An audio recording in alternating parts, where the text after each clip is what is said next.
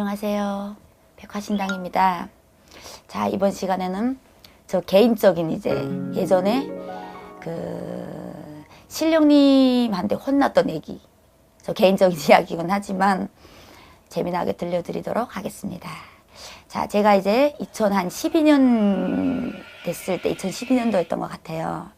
제가 엄청 몸도 아프고 되는 일도 없었어요. 일단 이런 신령님이 제자가 돼야 되는 삶을 살았으니 되는 일이 없었다고 한 건 당연한 거고요. 제가 일단 구술하게 됐어요. 하도 일도 안 되고 그러니까 제가 조상님 대우를 하느라고 제가 구술한 건데 운마지 겸 재수극 겸 이런 걸 했었던 것 같아요.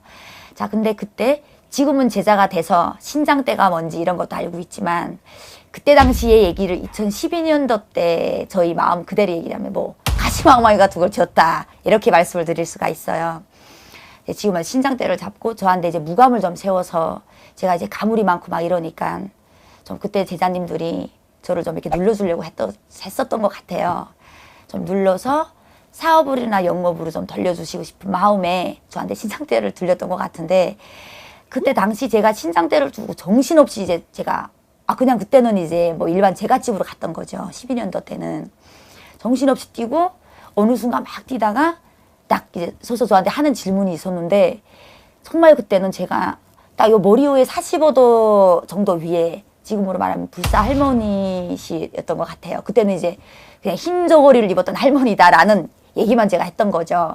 근데 그 할머니가 딱 학용물을 봤던 것 같은데 선생님들이 물어를 보셨어요. 저한테 할머니 왜 오셨냐고, 와서 뭐 하실래냐고 저한테 이래서 뭐 하긴 뭐 하냐고, 너네 집에 가서 너랑 같이 산다고 얘기를 하신 거예요. 제 입에서 그런 말을 뱉었는데 선생님들께서 할머니 지금은 때가 아니다, 자손나비지, 이렇게 하면 안 된다, 얼른 돌아가셔야지 라고 얘기를 해서 하여튼 선생님들이 어떻게 하셔서 돌려보내는 의식을 하신 건지 이런 상황을 제가 한번 맞닥뜨린 적이 있어요. 그러고 나서 어떻게 됐을까요? 제가 그때 당시, 그때는 모실할 때는 언제고 그런 식으로 해서 그때 좀 잘 대우를 해서 좀 어떻게 가물을 좀 하든지 이렇게 해서 나중에 좀 잡고 약속을 좀 잡든지 제대로 했었어야 되는데, 그때로부터 제가 엄청난 고력을 한 4년을 겪은 거죠. 너무너무 힘들었었고, 그러니까 아무런 제갓집이나 제가 하고 싶은 얘기는 제 스토리를 생각을 해서 얘기는 하는 거지만, 신장대를 함부로 들린다거나, 특히 가물이 많고 이런 사람은 신장대를 함부로 들려서 막 한다거나 이러면 오히려 손을 안 대는 것보다는 더 못한 상황으로 제가 정말 4년이라는 세월을, 너무너무 힘든 세월을 제가 겪었었거든요. 그러니까 저도 그때는 너무 일이 안 되고 몸이 아프고 하니까 저는 진짜 학용으로 그때 당시 지금 하면 불사 할머니신데 우리 집에 돌아가셔야지 이런 식으로 했던 적이 있단 말이에요. 그러니까 이런 거를 되게 참작을 하셔서 조심히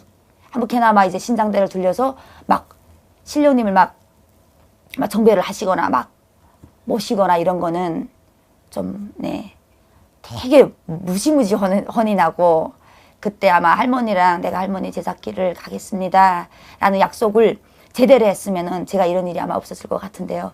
너무너무 혼났거든요. 그러니까 예를 들어 웃기면서도 어떻게 보면 조심을 해야 될 부분이 있는 부분이라 제가 이번 시간에는 그거에 대해서 간단하게 설명을 드렸습니다. 이건 제가 겪은 실화라 스토리다.